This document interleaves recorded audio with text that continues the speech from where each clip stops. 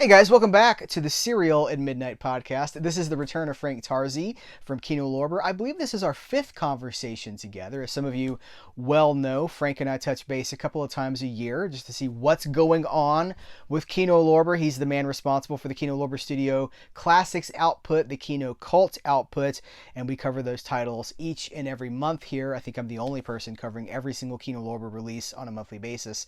The last time Frank was here, in late 2024, there was the usual 4K discussion, industry discussion, and then we sort of ended it with about 15 or 20 minutes of just general movie geekdom, just talking about movies that we enjoy. He was talking about things he thinks are overrated. That's where this conversation starts. I wanted to pick it up sort of where we left off last time, and that's what we're doing here. But there's also so much to digest here, so many things to talk about. We do have some 4K announcements here. We do have discussion about the current state of the industry. And it's not an entirely uplifting discussion when it comes to the state of the industry, because as you're going to hear, there's a lot of competition right now. There's a lot of we're seeing more releases because there are more people, more companies releasing titles, but it's a continually contracting market, and we're going to talk about that in the course of this conversation. So I just continue to be very grateful to Frank Tarzi for being as honest about what's going on as he is. He's not spinning anything. He's not dancing for clicks or views here. He's just being really authentic. And I am grateful that he continues to come back and talk to me about the things that are going on. So, without further ado, Frank Tarzi from Kino Lorber. You just want to talk about movies last time, and I think that was cool because people were like, "This guy likes movies," which is they were surprised that you like movies. Yeah, no. I mean, I'm 4 years old. I remember that was like one of the earliest memories I have. The only memory earlier than that I have earlier than that was I think my third birthday when I was very sick. So I Mm. remember that I had like a really crazy fever. And that I remember. That's the second earliest memory I have is to when my mom and dad took me to the movies. And from that point on, I fell in love with cinema. So I've always loved going to the movies. I just don't do it anymore. But Well, who has time? Nobody has time now. yeah, But what was the first? What was the first well, movie you it remember? wasn't a first run because it was so it was like 72 or 73, 1972, 73, I guess it was because I was Uh, 4 years old. Um, and it was The Love Bug. Uh, the it was yeah, Herbie. so it was I guess a re-release of The Love Bug, so that's what it was. And so my dad would a lot of times see the movies, and if he thought it was okay for us to see it, he would see it. Sometimes he would just tell us, you just fast forward a scene or whatever. Uh, but that's when I was I just like I said from a very young age, I used to have like the biggest VHS collection, and then I got the biggest DVD collection and stuff like that. So I've always loved films. I wanted to be a filmmaker and all that stuff. Right. So Was VHS your first format, or did you go back to those? no, it just was the first format, and it wasn't even buying VHS; it was taping stuff because I used to um, the library by my high school used to rent um, uh, films, and they would rent us R-rated films. So I would rent. I saw some really messed up movies, classics, um, for the first time on VHS, and I would bring them home, and I had a double recorder, and I would make copies of them for myself. And because tapes were very expensive at that time, everything cost like $60 or more. I remember when Raiders of the Lost Ark came out at $50, we were like, "Wow, that's affordable." And Mhm. so I think that was But the first VHS me and my brother bought. So weren't blank VHS tapes kind of expensive too, though? It wasn't like it was they were a really good quality. They were more yeah, expensive. Yeah, they were more expensive. At one time, they became like 5 for 10. At that time, it was like $10 to $12 per tape. right. But it was worth it if you want. They were really good quality. They were very heavy, um, really well made tapes, and they and if you wanted to look, if you wanted to put four movies on one tape, you could put four 90-minute films on one tape, but the quality wasn't going to be as good. Um, SP, LP, or EP. EP or SLP, they used to call it. Yeah. Yeah, you would. you get 4 movies. So if I really cared about a film, I would record it on SB. If it was like 4 black and white comedies, I would probably put those on the same tape. So Yeah. What do you think about this trend now of this resurgence of VHS, where it's almost like we've come full circle? The collector scene, it's almost like it's come full circle, and you have the people being so nostalgic. yeah, the guy that interviewed me last, Greg Hansen, everybody's been talking about his crazy collection behind him because he was all VHS. He Yeah. had VHS on the left, on the right, on the center, and he's a good friend of mine. I ended up acquiring a storage unit full of VHS and DVD and everything else tapes. And he came over actually last night to go through the stuff to tell me which ones are valuable and which ones are not, and which ones I could just get rid of in a lot. And it was great. It's crazy to look at those VHS tapes because I owned so many of them at one time, and then now I think the only VHS tapes I've owned is Blood Simple because I think it was the original audio and everything, and the music was different on that one. So, and I think Flashpoint is another one I own because the DVD release. That's the movie with Chris Christopherson and Treat Williams, Rip Torn. The DVD release edited like 10 minutes of the film, so the only way to actually see the uncut version is the original VHS. So I had kept a few VHS tapes, but now I have about 20 boxes of VHS tapes, and I'm trying to figure out a way to get rid of them. So I bet people will take you. You're going to hear from people. Would you yeah, ever well, there's a new, consider? new store open in Brooklyn, so I'm gonna reach out to them and see if they want to buy some of it. So Well, your Eric Wilkinson runs no, a video I store know, but now. I have to give Eric deals. I just Yeah. couldn't. I want to just. I don't want to give them away. I want to make something out of them. Right, right. Would you ever consider putting a VHS, like for what you were just talking about, where there's a difference, there's a substantial difference between VHS and what came later? Would you ever consider putting a VHS version on a Blu-ray as a special feature? Like bonus includes the uncut VHS version or something like that? Well, if there was such a case that we ran into it, we would. But are you saying actually including a VHS in the box set, or No, no, just the just putting file, just like a scan of it. Yeah, we would do that. I mean, right now, um, we run into an issue because I picked up as a replacement for a movie we had to drop. I picked up the 2 Michael Caine Harry Palmer movies that he did for Showtime that came out. Yes. I think came out in the 90s. Bullet to Beijing and Midnight at St. Petersburg, which was, and both of those we only have at this point SD masters, and they both they're full frame. So we've been looking for the film elements, we cannot find them. So I don't know what the option is. I guess the option for me would be to upres them and put them out on Blu-ray, uh, mentioning to everybody that it's from an upres, and then maybe, but not presented in widescreen because if I did that, it would lose quality. So Yeah. it would have to be SD upres at 133 and not at the intended ratio of probably 166 or 185, because those films did play in theaters in Europe. So I've been looking for the film elements. I've asked Lionsgate because they had previously released it on DVD, and Paramount and Showtime didn't have anything. It says SD masters. Well, there's SD on Blu-ray, but that seems to confuse people because they go, it's not HD. The idea you Well, when see, you do an upres, we had to do that with Needful Things. The TV cut of that was not available other than, so we actually had to upres that, and then it looks good. I mean, it doesn't look. You could tell it's not HD, but it does look good. This That doesn't Mhm. look bad. It's better than it would have looked just on regular DVD. Yeah. So that's really the option I'm kind of looking at, the 2 films. Um, so they have to be so so that's something that we're working on. But as far as including a VHS cut, yeah, if that's the cut version, let's say I pick up Flashpoint and there's no way for us to find out cut version, then yeah, I would include the VHS version. But that film, I'm pretty sure the film elements are available. So Right. whoever Yeah, released the DVD kind of screwed up. So. I got you.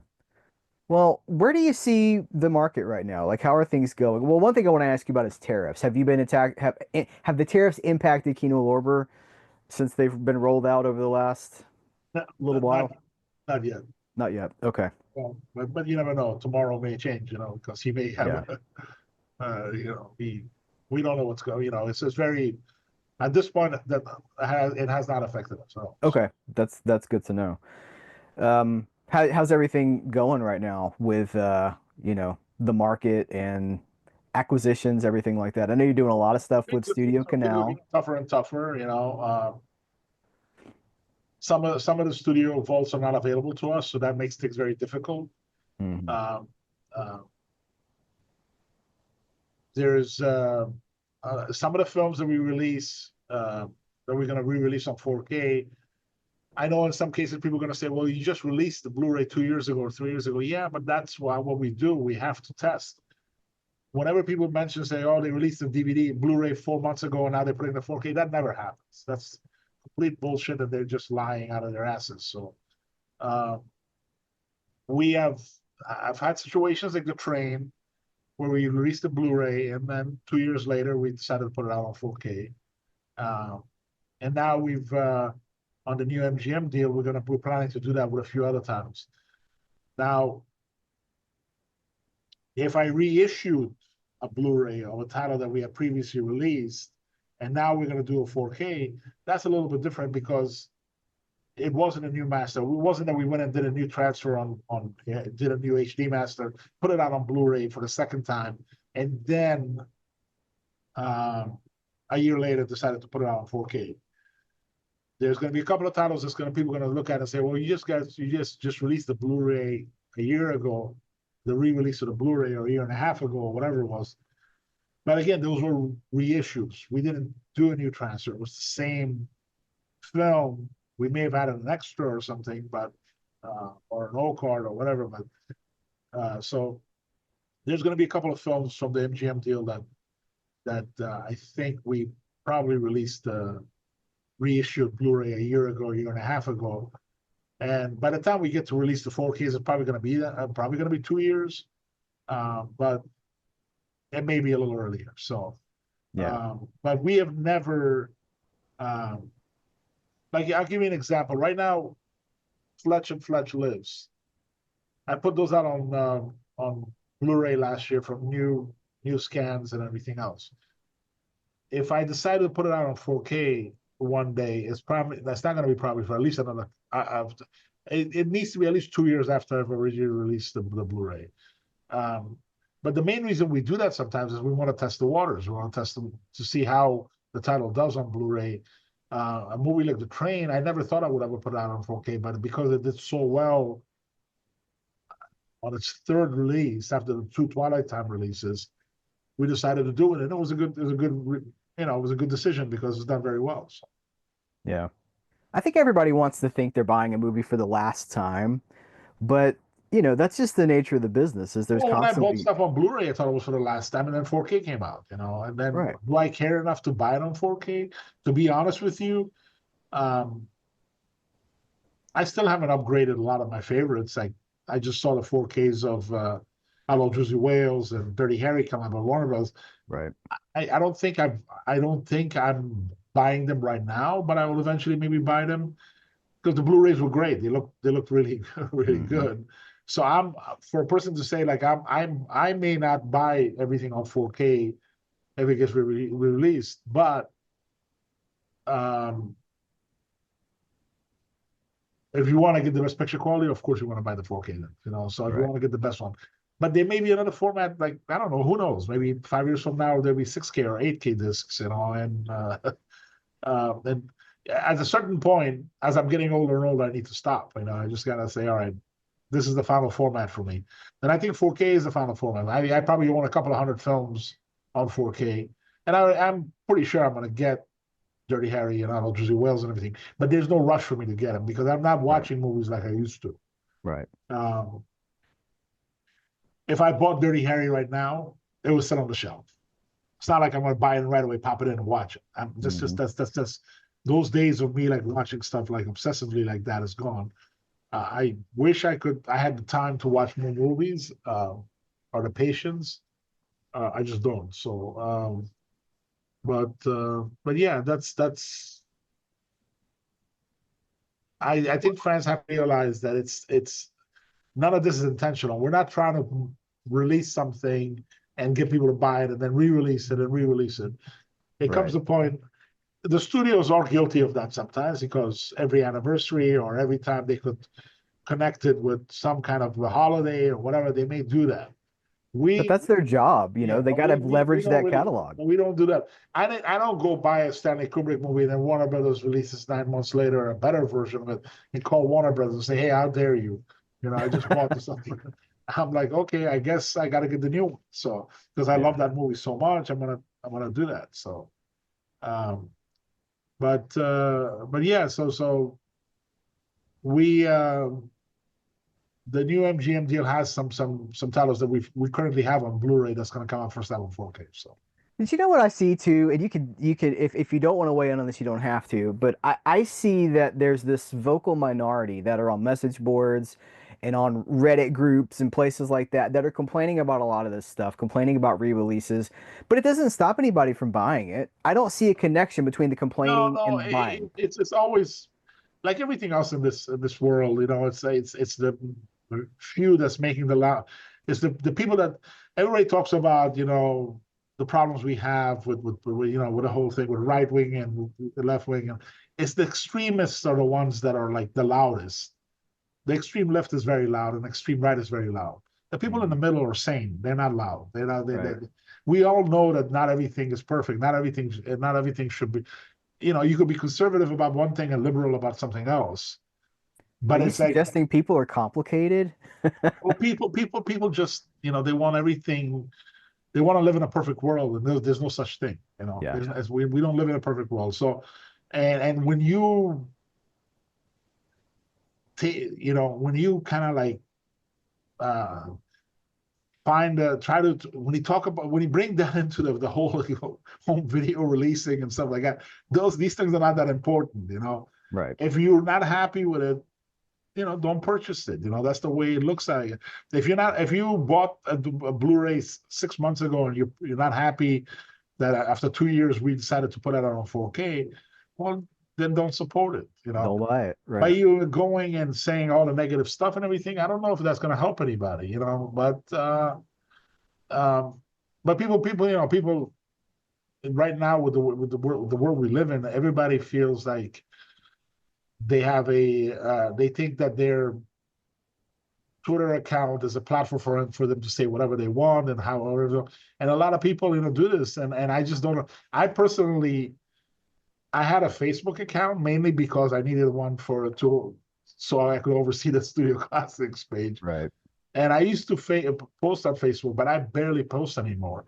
Only to just when somebody important passes away. Like if you look at my last 4 posts, it's been like it was Gene Hackman, it was Val Kilmer, it was like it was just like because those people they all meant something to me, and I was big fans of them. So when they pass away, I go on Facebook and post a little thing. I don't know if I've ever tweeted Yeah. personally. Like I've never done it. I just don't. You're better off for not having done it. I don't go on forums. I don't go on things like that. I just think that life is too short, Yeah. to waste it on that. Um, so that's why I also don't have the patience to watch as many movies. I would love to have the same energy I had in my 20s when I used to see like I I mean there was a time there was one day. This is how I say it. One day I went to the theaters and I saw 7 films, and I was a teenager. But the idea of that, that I was able to do that, Yeah. it is as crazy as anything. Like I remember when I was younger, I had no fear of anything. Like I used to like climb buildings that were like 10, 11 stories high and do crazy stuff and hang from the ledge and all that stuff. Now when I think about it, I'm like, I was fucking insane. How the Yeah. hell did why, how did I not have any fear? One little mistake, one little trip, and there it goes. There goes your life. Right. And that's the thing I'm talking about. Like when you're younger, you have a lot of energy. Take advantage of it. Watch it. Do everything you love to do, and do as much of it as you can. Because as you get older, you just don't have the energy or the patience. Right. Uh, a lot of times when I'm watching a movie, I end up watching stuff that I've already seen because I don't know. I could get up and go to the kitchen and because I've seen the movie, not Hmm. worry about missing something, Right. not pause and not do that. And then so everybody tell me, oh, you don't see them in the new movies. I'm like, yeah, I just don't have the patience for it. And even less when it comes to art house and a lot of like I don't know, slow moving films, Right. that are made for a certain type of audience. That I listen. When I was younger, I would watch 4 hour, 5 hour French films, and and, and now after half an hour, I would turn it off. I just What's the two-part? Kino put it out, that two-part, that's really long documentary about World War II. I can't remember the name of it, but you know the one. It's oh, the like four sorrow and hours. the pity, the, What was it? the sorrow and the pity. That's it. Yes. Yeah. Yeah. You don't want to I watch thought that just for I've seen fun that. now? It's like a really good film. I saw when I was really young. Right. But now today, I couldn't watch that. I just gonna like scenes from a marriage, something I watched on Laserdisc or La Belle Nouveuse, the Hmm. Jacques Rivette film. Those 4 hours with 3 hours of Manuel Baird naked, it was still really boring. So, I just don't have the patience to watch stuff like that anymore. You know what I've observed, that this is for me though, because I'm the same way. I read that this, what we're talking about, happens in your mid 30s when you start to, your brain stops accepting new things and you start to seek what you feel comfortable with. I've started going back to the theater. I have the AMC A list, and so I can go see 3 movies a week. So that's 12 movies a month for $20. Right. And if I go at 10 o'clock at night or something like that, that place becomes like a sanctuary. Because there's nobody in there. It's just you. And you remember what it's like to be in a theater and there's nobody else in there, probably. It's a different experience. And there is something to that because there's no pressure on the movie. You don't have a financial investment in the movie. It is just about time.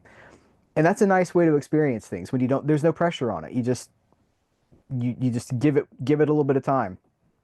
But time is the one thing we all have the least of. So, Yeah, I mean, but I still like when I run into a movie. I certain directors, I did watch Fincher's last film, Killer, I think it was called. yeah. And I really enjoyed it. I thought it was really good. It's not like I'm saying get off my lawn. I just want to see old movies. That's not what it is. Right. I do. If I hear a really good song, like if I'm watching a movie and a song pops in the end credits, I'm like, wow, this song is really great. Hmm. And then I Google it and I find it and I actually download. Either if I either buy it from iTunes or it's Right. available for free, I download it.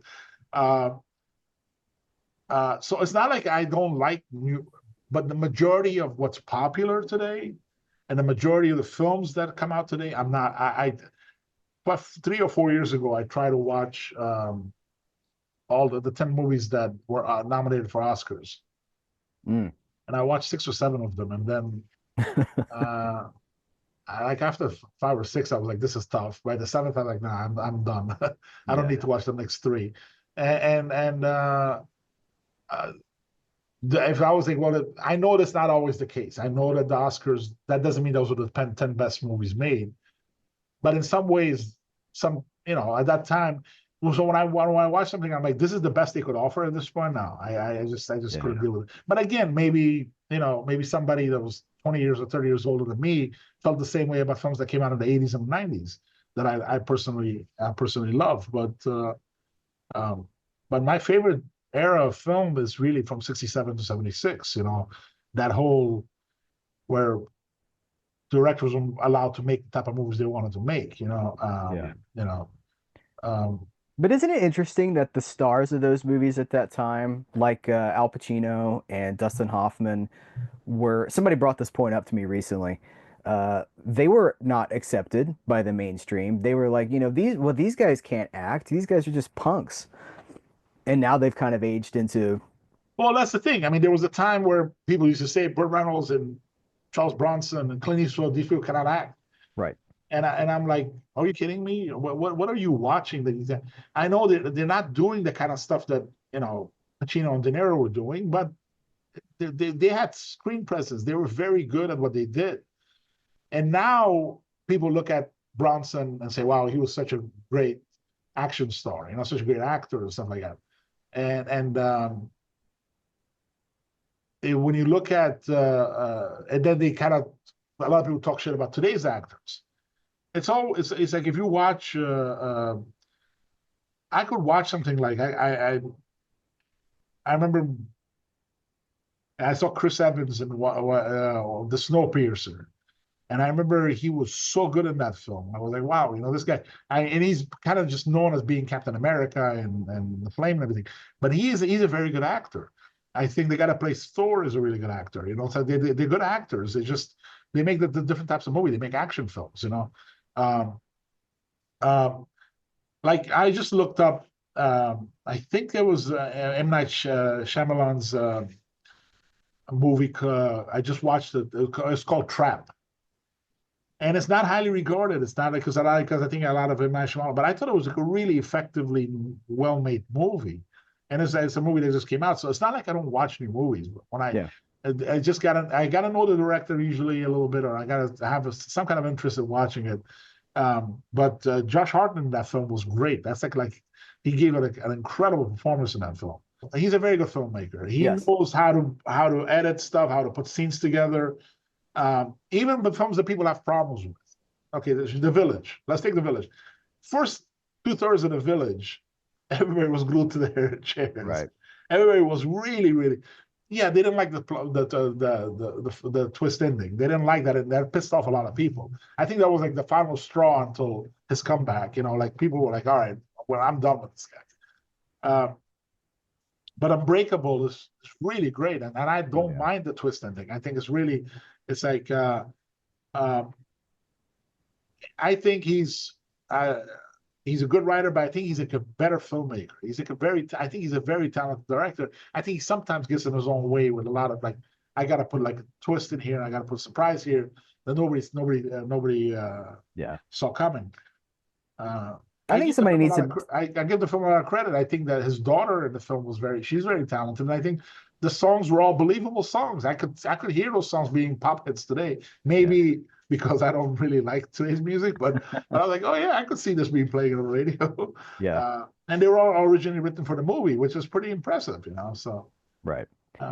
Yeah, I think he just like I agree. I think he gets in his own way sometimes, and I wish somebody could say like, "Hey, you don't need to do that. Let's just, you don't need that final twist." But, he has I think he's built an expectation from the audience. They want a thing from a Shyamalan movie. He's had a very good career. Yeah, yeah. And he's had a very good career. He was huge for a short period of time, and made a great comeback. You know, he came to the point where he was like, people were like, oh, he's done, he's finished. But then he made a comeback. He's had a very good career. To have his career is, like I said, if there's another horror movie that I watched a while ago was Woman of the Hour with Anna Kendrick. She directed it and she starred in it. And it's a true story of like how a serial killer ended up on the dating show. And it was really, this is true. This really happened, and he actually was the winner. So, and it's really, really, it works. It's like a very effective, well-made film. And I don't know if that's her first film that she directed or not. There's a scene in the beginning of the movie that I was like, wow, I've never seen this before. And for me somebody like me to say that, it was so like effective and so like chilling that I was like, wow, this is something. And right away I was like, all right, I need to watch this movie, because if you put that right in the beginning of the film, I'm like, all right, but I remember like a friend of mine who was much younger than me, I showed her First Blood for the first time. Yeah. And she was like, why people say all the negative stuff about Stallone? He's great in this film. And I was like, yeah, he is. And this is how you make an action film. It's like such a great film. Shorten the monologue at the end a little bit. That's the only problem I have with the film. I know he edited a lot of his dialogue in the film. He should have edited that down too. If you take that out, I think it's a perfect action film. Like um, I just feel like the younger generations. When I was a kid, I respected the films that were made before I was born.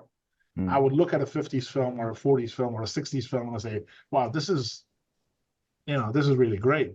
And gave them credit for doing something that's starting something as genre or something like that. I think today is like, oh, I don't know nothing about that. The movie came out before I was born. I'm like, like by yeah, your argument, I should never watch anything that was made before the early 70s, right. So Well, I talked to somebody recently who, well, it's actually somebody that's been on some Kino Lorber commentaries, but I won't say who they are on the air. But they were telling me they teach film, and they were telling me, pardon me, that most of their students are not watching movies made before the year 2000. So that's disturbing because that's almost everything. that is disturbing. And it's always great when you meet somebody that's younger and they're willing to learn, Right. and they give the person that's a little bit of a respect to understand and try to pick their brains. I mean, that's what I would do when I was younger. Um, but I think it's like we live at a time where everybody thinks they know everything. So, Right. um, but I don't want to get into politics and stuff like that. But I mean, the main thing is that um, um, I still watch new movies, but it's got to be something like there's like about 7 or 8 movies that I want to watch that I just got to get the right time to see them. Mm. You know, because I'm curious, since you mentioned First Blood, did you watch the last Rambo movie? Have you seen that one? yeah, it was horrible. It's that's why these younger people don't Yeah, but the one be, understand. but the one before that was great. Uh, Rambo, the one yeah, that he the with one in Burma, is that the goes one where into he? Yeah, and saves the missionaries. That to me was like he made that and Rocky Balboa back to back, and right. and and and both of them he directed, and both of those were like really really great. And I think Rambo was the second best First Blood movie. It was better than Rambo 3, and it was better than First Blood Part 2 because First Blood Part 2 was kind of a remake of Missing in Action. So I mean, those are just fantasies at that point. It's just a one-man army fantasy, right, which but is very Rambo, far from what that first movie is about. yeah, but Rambo I think Rambo would have been a great finale. He took it back, and it had like some great sequences. I thought it was really, really good. And Rocky Balboa um, was probably a second best Rocky movie for my opinion. Listen, I love Rocky 3 and 4. Rocky 3 and 4 kind of stand on their own as this really Yeah. fun, over the top, Happy birthday, Polly. Happy birthday, Polly very robot. very 80s. Right. Um, you know, but Stallone never gets credit for the great dialogue that he's written in his career. I mean, Hmm. that scene in Rocky Balboa when he talks to his son and says about nothing is harder than life, but it's not about getting ahead and falling down. It's about getting up Right. and all that. Such a motivational scene that if you watch that, it pumps you up. You're like yeah, yeah. It's like, and but I mean, all of the great lines in his movies, um, you have a prediction and Clubber Lang was prediction, pain. That to me that is like any boxer would be proud of saying that if they had come up with it. And he Hmm. had like he was very he's like extremely underrated as a writer, and I think he's also underrated as a director. I think he's a very good filmmaker. Just he made some bad films, like so as everybody else. Right. Um, Well, I just watched the new Jason Statham movie, which Stallone co-wrote and produced, and he's playing the hits again. It's not very good because he's just, and I know some people want him to play the hits, but it's a little bit of that last Rocky Rambo movie. It's a little bit of Taken. It's another one of those like they've taken the daughter. I have to go behind, but I have to infiltrate the mob basically to get this daughter back. It's not original. So I mean, no, there's no, but there's different you could gears. you could you could still make something like that and make it original by having having a good screenplay and some surprises and stuff like Right. that. You could still make something like that. But Yeah, you're right. You know, like the fact that they actually did a sequel to the Taken movies was kind of a Three. There's joke. three of them, and they did Yeah, a three of them. series too. There was a whole Yeah, TV series. right. And I remember when Liam Neeson was on one of the talk shows. I forgot it was Letterman or whatever. He says, what did he do in the third one? They kidnapped his cleaning lady or something. It came to the point where like, uh, but no, I mean, listen, I love the Liam Neeson action films. Most of them were they were fun to Sure. watch. But you know, it was Cold again, Pursuit. Have you seen Cold Pursuit? That yeah, one's Cold fun. Pursuit, and then Yeah. he had a good run there. You know, he was like, well, Cold Pursuit wasn't that a remake of the Dutch Yep. film? Yeah, Yes. I like the original better. So that was with Stellan Skarsgård, I think. Um, but like I said, um, Yeah, but I don't watch movies that aren't in English. So no, I'm just kidding. um, no, I mean it's sometimes it's easy to pick on certain things, a certain type of genre. Like when you look at a lot of the actors that now people look and I remember who they used to make fun of in the 80s and 90s, which was really unfair. And a lot of those people now people have respect for because they looked at those films and said, you know what, those films are very good. They were not. Um, and then you look at the just the Oscar winners, the Best Picture winners. I mean, so many of those movies are not very good. You know, like so many films won Best Picture Oscar that were like they were at best like mediocre. You know, Yeah. but at that time they thought they knew what they were talking about and they knew. I mean, some of the all time classics were like completely uh, uh, ignored. You know, at the time Right. and got bad reviews. You know, so Yeah. Yeah. Oscars aren't much of a gauge for quality. It's you can use the Oscars to find some recommendations for things you might want to watch, but it's all a political game anyway, because it's about who knows who and how much money they spent to campaign. well, And it's more and more and more. It's becoming more political than it used to be. Uh, I used to. That's the one award show that I used to always watch, but I haven't watched it in years now. So I well, at just some point we diverged. The public opinion, public taste diverged from the Academy's taste because you remember Jack Palance doing push-ups on the Oscars, and yeah, uh, but even in those days, if you look at the early '80s, a lot of the films that got nominated, they were like Oscar type movies. mm, Once in a while, you get a surprise and you get like a Merchant nomination. Ivory, Yeah, you get a nomination by Sigourney Weaver gets nominated for Aliens, or yeah, John Voight and Eric Roberts get nominated for Runaway Train. But the majority of the movies that got nominated in those days were things like Chariots of Fire and you know the films that were produced mainly to be released in November to get Oscar nominations, right, yeah. November, December. So Well, they've added a stunt category now, or they're going to add one for the next Oscars, which is good. It's too late after Jean-Paul Belmondo is not around to be nominated oh anymore. yeah, and Jackie Chan and other people like that. So Yeah, Tom Cruise still does his own stunts, so that's just pretty incredible. But right. Yeah, I don't know if you saw the Fall Guy movie, but that had amazing stunts in it. It's kind of a love I letter to, really enjoyed the Fall Guy movie. Yeah, yeah. I thought it was really good. And then when the film started with kisses, I was made for loving you.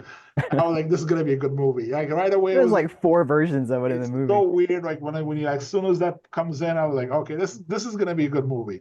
Yeah. And I was really impressed by it. I thought it was really well made and a lot of fun. Um, but yeah, that I enjoyed. You know, um, but I right now I'm trying to find ways to delegate projects to the other producers, so I have a little bit more time that I could spend on acquisitions, and I pretty much produce the Blu-rays and the 4Ks that I care about the most myself. And sometimes they're reissues, not reissues, but re-releases of films that I previously picked up. There's so many movies that I love that I would love to put out on 4K, but they're not good sellers. So You told me I don't want to name the number that you gave me because I don't remember if you told me this on the record or not, but you told me what something needed to sell on 4K to make it worth doing. Has that changed? Has that number come down a little bit? Is the It has pressure come off? down a little bit because we're saving a little bit more money now. Now mastering has gone a little bit cheaper, um, and authoring's come a little bit cheaper. So those they're helping a little bit. But no, but still, it's if a film has already been restored, we would take a chance on it. You know, um, Case in point, Sneakers is a movie that was kind of nowhere for a long time. That was a movie that for years had kind of just disappeared under the radar. The fact that we have a 4K for it is kind of amazing to me. yeah, and I always liked the film. I thought it was. Hmm. I remember Redford when he got interviewed for it. He was talking about how like 3 Days of the Condor was such an important film to him, and this was kind of like revisiting that type of like Yeah. espionage and spies and all that kind of stuff. So, um, but I was always a fan of Sneakers. I thought it was like a really good film, and when we originally picked it up, we were gonna just do a Blu-ray restoration. But then as time went by, I was like, you know what, we should go pick up the 4K rights and put it out on 4K, and we did that. So I'm happy we did that. Uh, Yeah, I'm But glad you did. but like I said, there's some films that we release on 4K mainly because it's already been restored. Uh, it makes our decision a little bit easier because we don't have to pay so much for the new master. So Yeah. Okay. Well, so what's going on? You want to talk about anything that might be in the pipeline or any passion projects that you're working on right now? well, we have um,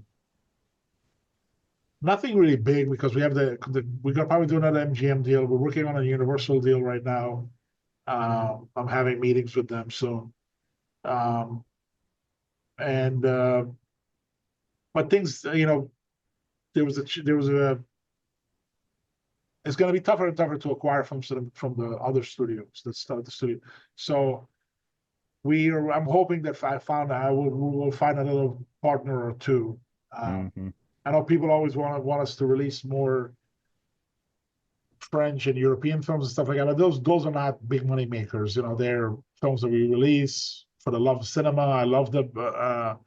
We picked up another batch of films from Studio Canal, and those are gonna hopefully do well enough that it would allow me to do more of those type of deals. Hmm. But none of those films are the kind of films that carry a package. Whenever you What? acquire whenever you acquire large package of films, there's usually about 10 movies that that you kind of look at as like the ones that are going to carry the package. And those are not. It's never been. None of those films are the type of those type of films. Is it because they've all been released? Are we running out of No, those a movies? lot of those French films have never been released. Some of those films have never been released on any format in the U.S. They've been only released in France, um, and sometimes in the UK, and that's it. Well, I was just meaning when you say there's usually 10 films in a package that carry a thing, do you see No, like I mean, right? Like if we were able to do, let's say, a studio that I haven't dealt with, there's going to be films in there that have right. never been out on 4K or even been remastered properly on Blu-ray. So those films will, of course, do very well. I'm not going to say which studio or which films, but people know what I'm talking about. Right. Um, so when it comes to doing a new MGM deal, yeah, I'm looking for new films to pick up to put out for the first time on Blu-ray from Kino Lorber Studio Classics, and first time on 4K. But also I'm looking at what I've previously released on Blu-ray and which one of those deserve a chance to be put out on 4K and receive a new Hmm. restoration. So um, one of the things I'm gonna, pretty much confirm at this point is that we're gonna put out the Ninja trilogy on 4K. So it's Into the Ninja, Revenge of the Ninja, and Ninja 3, The Domination. So we're gonna put all those out on 4K. Now again, the reissues of Into the Ninja and Revenge of the Ninja happened about a year and a half ago. Uh, but we didn't do a new transfer. We just reissued the previous releases. Um, So now we're going to do 4K restorations of all three, and all three will be released on 4K UHD You do a box set for those? and new Blu-rays. Will it be a box set? I think we are going to offer them similar to what we did with Missing in Action. We're going to offer Yeah. a box set at the same time. We're going to release them as standalone releases. The standalones will have their own old card. The box set will have its own slipcase, but the old card versions will not be included in there, which is not that big of a deal. But that's something that I'm doing, and I think that's going to make a lot of people happy. But there's going to be some people who say, "Well, I just bought the Blu-ray and blah blah blah." So, Of course, yeah. I'm sorry you just bought the Blu-ray, but I'm looking at. We have a lot more competition now. We have a lot of other students. Used to be Shout and Criterion that I had to worry about, and then it became Twilight Time for a short period of time too. Now there's like 8 or 10 labels that are releasing stuff and regularly picking stuff up in studios. So, and then European companies are picking up films and putting them out. Arrow was the first one to start a division in the U.S., and now 88 Films has done that. And then I know some Australian companies, they release some stuff region free, and they pretty much release it in the U.S. market. Yeah. I don't know if they're supposed to do that, but I don't think they're supposed to do that. They're not supposed to do that. I know they're not supposed to do that, but they do. But you see them. You see them on Amazon. Right. Being sold by them on Amazon US. So are you saying that maybe you pick up certain things to keep it in-house, to keep somebody else from picking it up and being in competition? I'm not gonna mention the studio. I'm not gonna mention a film. I picked up a film. I acquired it. I had the rights, and I was gonna put it on 4K. Then I see it being announced on 4K by another studio, and I'm like, what the hell? Well, that has to happen at the licensing level. That's not. What happened is that they licensed it to somebody else without telling me if you're interested in 4K. And then they allowed that film to be released. Technically, that disc should not even include the Blu-ray because the Blu-ray rights were still with us. But again, I'm not going to make a big thing out of it because you want to keep a good relationship with people. Yeah. But we ended up saying so, and then on top of that, they ended up licensing them to us, which is, But we did, we ended up, coming to an agreement. We got a replacement and everything else. I'm not going to mention the name of the studio or the film or anything like that, but those kind of things happen. And then, we have a lot more competition now. So when it comes to the films that are left that hasn't been released on 4K, you don't move fast enough, they're not going to be gone. There's movies that I wanted to put out about a year ago, and I was like, let me just wait a little bit because I have too many titles on available to us right now. Too many films that we had acquired that we hadn't released. So you have to understand, it's like you do these large package deals. It takes a long time to remaster everything. So a lot of these films just sit around, and then at the last minute, you need to get in touch with the filmmakers. You need to do this and do that. So it's not. It doesn't make sense for me to put us even in a deeper hole by picking up more movies if we weren't even able to release what we currently had on the license. Right. So you say I'm going to revisit these films a year from now, and a year from now it may be too late. A year from now you go there and it's like somebody else has picked it up. So that's tough. Yeah. Yeah. So we have, like I said, we used to be just 1 or 2 labels we had to worry about. Now we have a lot more. So. Do you have any more TV in the pipeline? We're talking Columbo, Night Gallery was. Let's see. I'm trying to name them. You did Kolchak. You did Night Gallery. You did Columbo. You did Monk. Anything else in the same vein? We had Outer Limits before that. So yeah. And we did Buck Rogers. We have Dark Room coming out, which I think we've confirmed before. That's 16 episodes from 1980s. It was a show, anthology kind of a show with James Coburn as the host. So James Coburn was the host, and it's like a really good show. So that's going to come out probably next year. If we get lucky and get it done fast enough, maybe this year. We have a lot of people already lined up to do commentaries. So as soon as we have the masters, we're going to be able to do that. Great. Um, Oh, you know what else you did The Master, the TV series The Master with Lee Van Cleef and Sho Kosugi. Speaking of ninjas, that was a crazy TV series that you yeah, guys put out. I love that show. It was insane, you know. Yeah, And I'm a big Van Cleef fan, first of all. So then you have Shokosugi in there. right. Uh, um, so I was very. It didn't do as well as I hoped it will, as well as I hoped. But But I bet if you put that out now, if that was coming out new now, it'd be a totally different market. Because it was different. That was what, 6, 7 years ago, probably. It felt yeah, different I don't then. know. I don't know if people. Somebody else wants to take a chance on it. The rights are available, so Yeah. we did remaster them. They got released on HD. Um, we ended up not renewing it because it just didn't make sense. You know what I mean, though? It felt like a different market then. It was a less collectible market. It seemed smaller then. No, I don't. I would disagree. No? Okay. I would say that it's probably smaller now. Um, people like Into the Ninja and Revenge of the Ninja during the same period did great for us.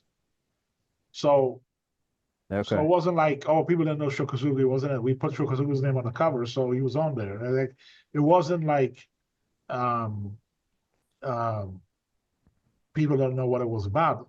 People kind of look at the show as kind of like a goofy B level TV show. Well, sure, but they love the A Team and they love Knight Rider and all that Yeah, but stuff. those shows So, are much bigger. You know, this show lasted 13 episodes and it got canceled. right.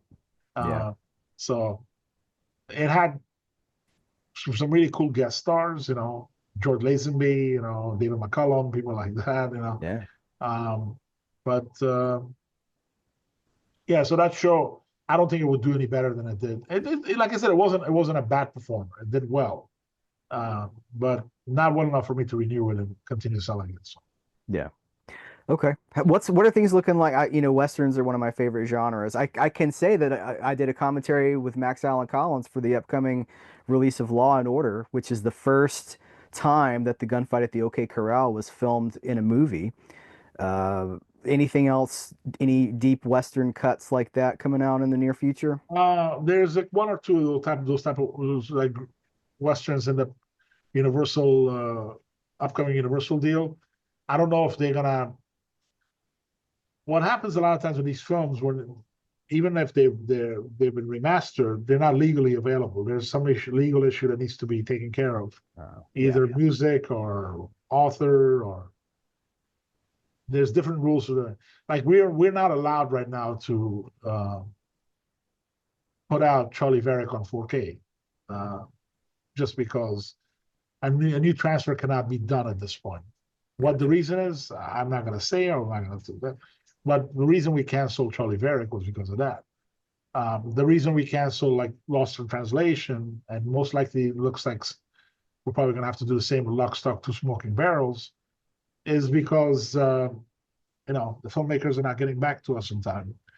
We're waiting and waiting and waiting, um, and so it's whenever that happens, it becomes really difficult because you have a film that you want to release, um, and then sometimes we're warned by the studio or whatever that certain filmmakers going to be very difficult to deal with, and they're going to be very demanding, and they're going to want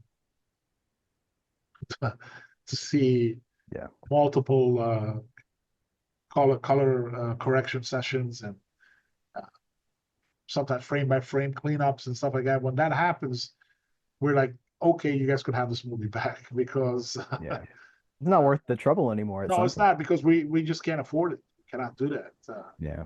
Um, in the early, the peak of DVD, I would say early 2000s, late 90s, I suggested that we should invest in equipment, mastering equipment and stuff like that. And at that time, my old boss, who's passed away a few years ago, didn't agree.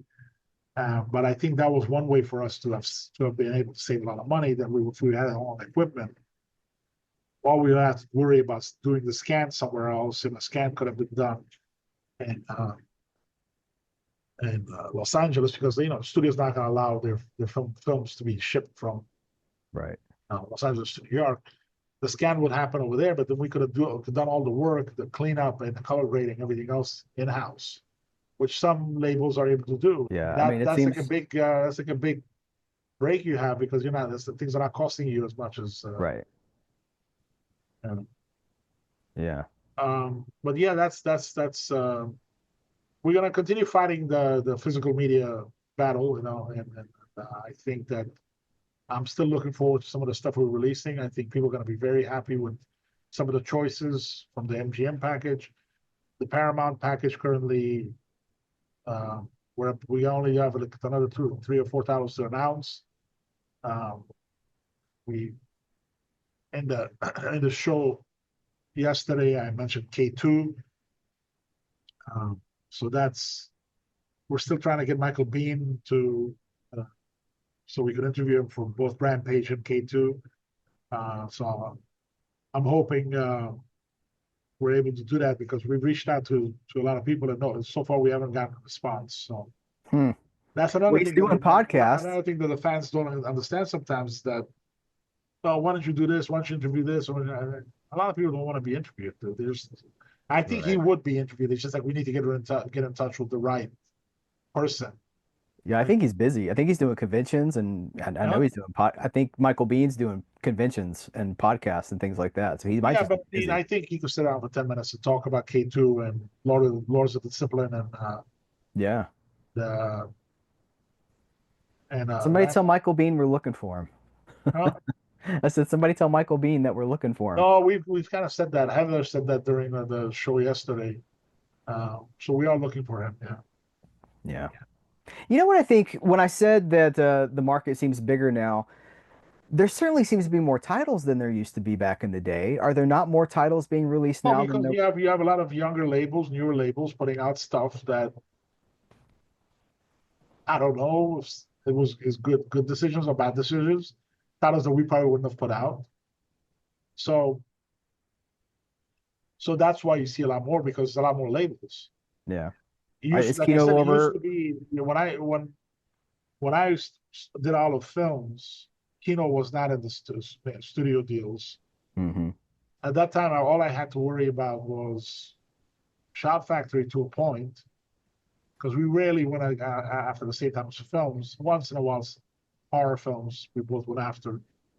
Um, and the main company I had to compete with was Twilight Time, and then Criterion. But Criterion was always like, I knew what type of films Criterion wanted, so I know that there's some films that I picked up at Olive, like The Quiet Man and High Noon, stuff like that. The Criterion would have done if they had the option. I think they released them on Laserdisc, I think, at one time maybe. Um, but now everybody has studio deals now. Think about Vinegar Syndrome, Severin, Arrow, MVD, Fun City. That's just the ones that keep the top of my head. Hmm. But Shout's still around, Criterion's still around, we're still around. Um, so there's a lot more companies releasing studio type of releases now. It was a lot harder to get deals done in the old days. Now the studios are willing to license stuff. They're willing to do a lot more companies than they would have in the past. So. Yeah, maybe that bodes well for the future too, though, because maybe that means that there'll be more opportunity for. No, because the studios that have kind of locked up their vaults, that's they're not opening it. So unless something changes, And you're still knocking on those doors, right? You're still asking the yeah. Warner But Brothers you is ask and when you get the same answer over and over again, you're just gonna ask less and less, gotcha.